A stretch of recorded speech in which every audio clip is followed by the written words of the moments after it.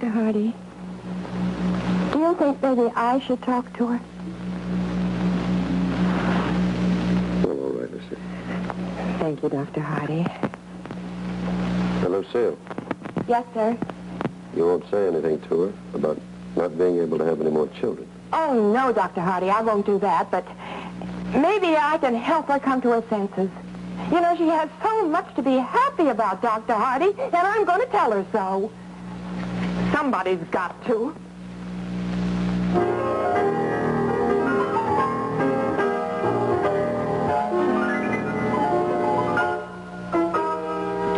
General Hospital in color.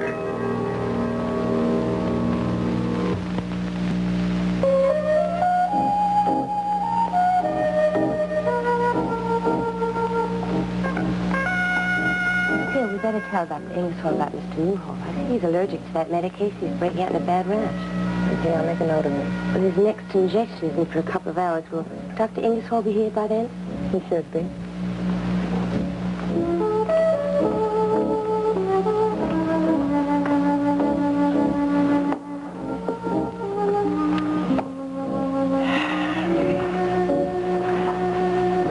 Meg, I think I'll run over and see Audrey during the lunch hour. How is she? I don't know. I'm worried about her. Dr. Hardy said she can't seem to get over the loss of her baby. Well, Lucille, it was a terrible shock for her. But, Meg, there are some things you've just got to accept. Dr. Hardy's afraid of what's going to happen when she learns that she can't have another baby. Lucille, now you're not going to tell her, are you? Oh, of course not, Meg. But I wish I could make her realize how much she has to be happy about. So she can't have another baby. I never had one. Sometimes I just can't understand that sister of mine. Well, that's that. Mrs. Silman's temperature is way down, and she looks a lot better. And she said that her eyes don't ache anymore either. Oh, that's good. Yeah. She's a very nice person. And so young, in spite of looking at least 50.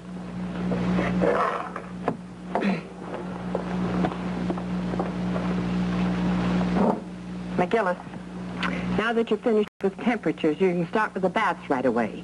Maybe we can finish them before lunch for a change. Yes, ma'am.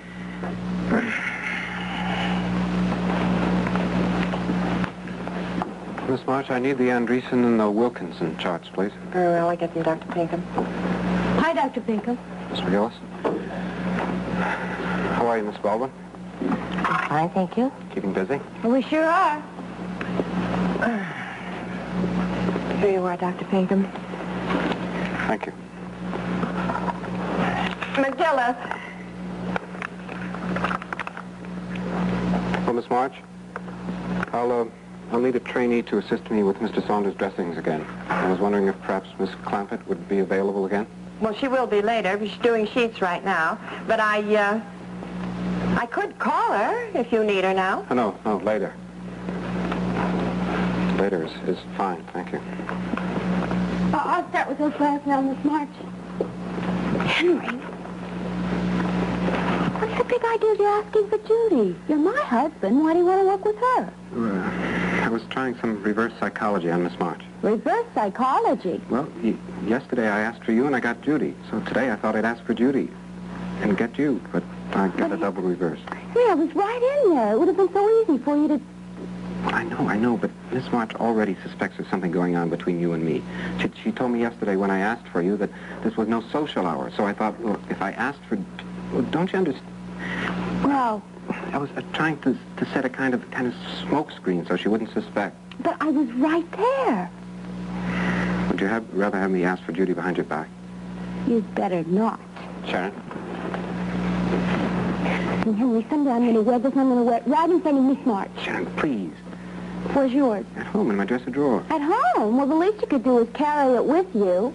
I might lose it. What if I put my hand in my pocket for some money and came up with that? What would people think? That you're secretly married. Or something worse than that? Well, I'd better get started on those baths, Dr. Pinkham. Thank you for making everything so clear, but I'd better not keep the patients waiting. Took the words right out of my mouth, McGillis. I'm sorry, Miss March.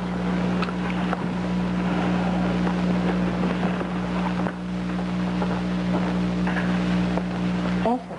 Well, I thought you'd want to know, Dr. Ingersoll. Quite welcome. Goodbye. I don't know, Meg. Some days I think McGillis is improving, and then there are other days when Well, don't give up, Lucille.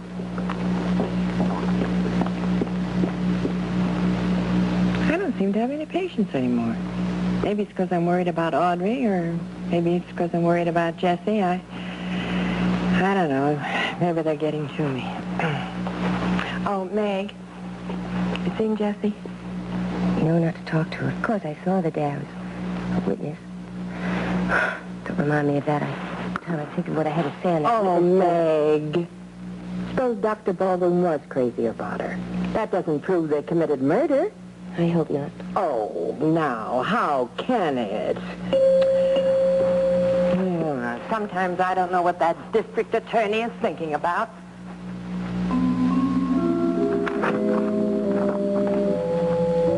Now, you understand, Miss Prentice, that what we are trying to prove is that they murdered your father. Yes, Mr. Murdoch, I realize that. I wish... I guess there's no use in wishing I didn't have to testify, is there? No, it's a little late for that, but, well, that's why I thought it would be easier for you if I sent you a subpoena. You see, a subpoena is a court order. You are required to come and testify. Yes, I understand. I just wish you didn't need me, that's all. Well, frankly, I thought this would make it a little more comfortable for you, Miss Prentice. Nobody will be able to embarrass you about volunteering testimony. You have no choice. Now, everybody will understand that. Oh, well, I hope so. I just honestly hate to do this. I mean, with all the publicity and everything. But, Mr. Murdoch, if I have been subpoenaed, then I can't help it, can I? No, you can't help it, Miss Prentice. Now, you're in no way responsible.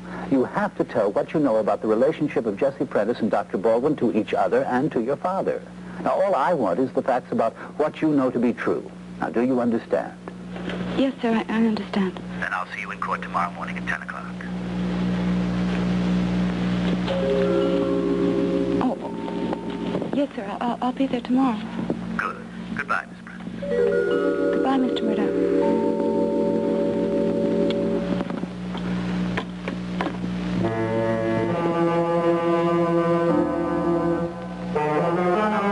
We'll return to General Hospital in just a moment.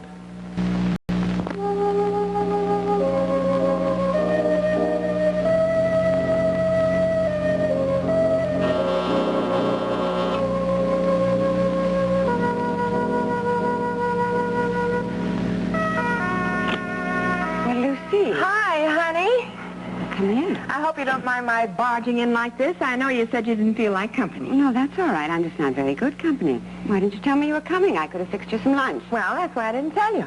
I had a quick lunch at the hospital. And what about you? Oh, I had some bouillon. That's about all I felt like. Now, honey, you've got to eat if you want to get your strength back. I am eating, Lucy. You know, I'd be glad to come over and fix lunch for you anytime. Lucy, I'm all right now. Well, I bought you a few things that I thought you might like. Oh? What things? Oh, not very much. Just a few odds and ends. First, I bought you a couple of magazines. Oh. Well, thank you. And then I bought you a game, which will allow you to play bridge by yourself. Well, Lucy, I don't know how to play bridge. Well, you can learn from that. I bought you a beginner set. Well, I guess that's a good idea. And then I bought you a drawing pad. Drawing pad? Yeah. I thought if you're just sitting around, you might find out if you have any artistic talent. And I'll bet you have. I bet you'll surprise yourself. You know, everybody seems to be wanting to draw these days. Well, Lucy... I have one more thing. Gonna think I'm crazy. I bought you 2 enormous knitting needles and some huge knitting yarn. Now look at that. Well, you're supposed to be able to knit yourself a sweater in a couple of hours. Of course, it's a little airy, but that's the point. Lucy, you really shouldn't have done all this. Well, I wanted to, honey. I wanted to. Well, you're being very kind, I know. Well, what's a sister for?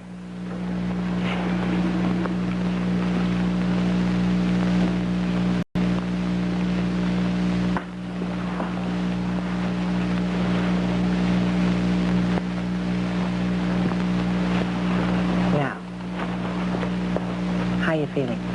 I'm all right, Lucy. A little bored, aren't you? That's why I brought you those things. I thought they'd help to pass the time till you really get on your feet.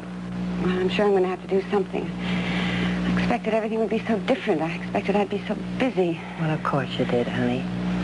But here you are in the apartment all day long with nothing to do. Well, you've got to find something to do, something creative, something wonderful. Lucy. Well, honey, that's just common sense advice. Anybody would tell you that. You can't sit around all day and do nothing. Oh, Lucy, please don't lecture me, and please don't tell me to count my blessings. I am sick and tired of people trying to cheer me up. It's depressing to be told to forget it.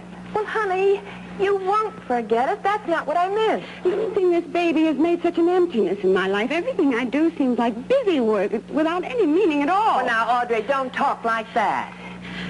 And by the way, Lucy, since you and Steve put your heads together and got rid of all the furniture and things in the nursery, well, I've hardly been able to think of anything else. It hasn't helped me to forget it. It's only made me think of it more. Well, honey, you know we didn't do it for that reason. Well, that's what happens when you hide the facts, when you pretend that there never was a baby. Oh, Audrey. Now, what happened about the sweater and the blanket that I made for the baby? I suppose you took those things, too, with everything else? I still have them. Well, I want them back.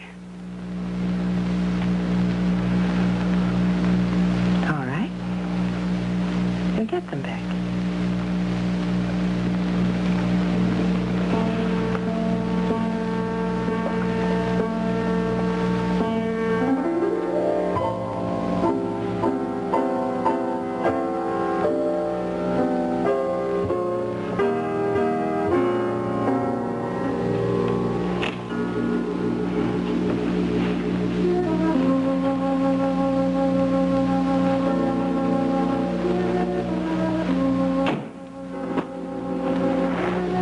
Audrey, since you want to face facts, I think there's something else you ought to face up to. What? You won't want to hear this. You'll call it a lecture, but I'm going to say it anyhow. That's right. Turn your back and walk away. But if you keep on going the way you've been going, you're going to lose Dr. Hardy. Why do you say that? Nobody's going to stand for that very long. Steve understands what I've been through. It was his baby, too. He told me he doesn't understand at all.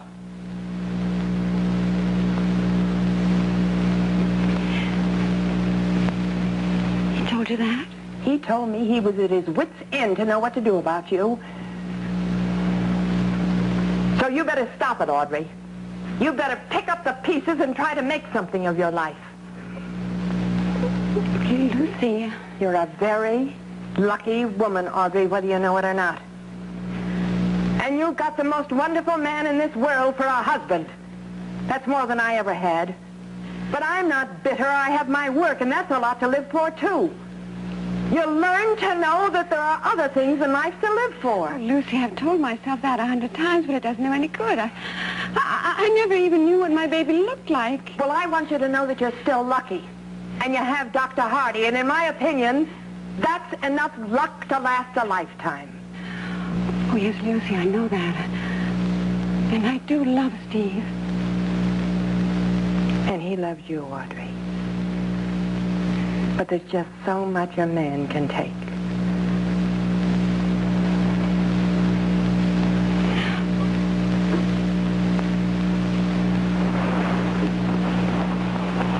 Honey, why don't you try? Just try to make him feel good. Feel happy. You have each other, and that's the most important thing, isn't it? Just think about him. He has his griefs, too. And you shouldn't add to them. Oh, Lucy, you're right. I know you're right, and I will try. Lucy, I will try.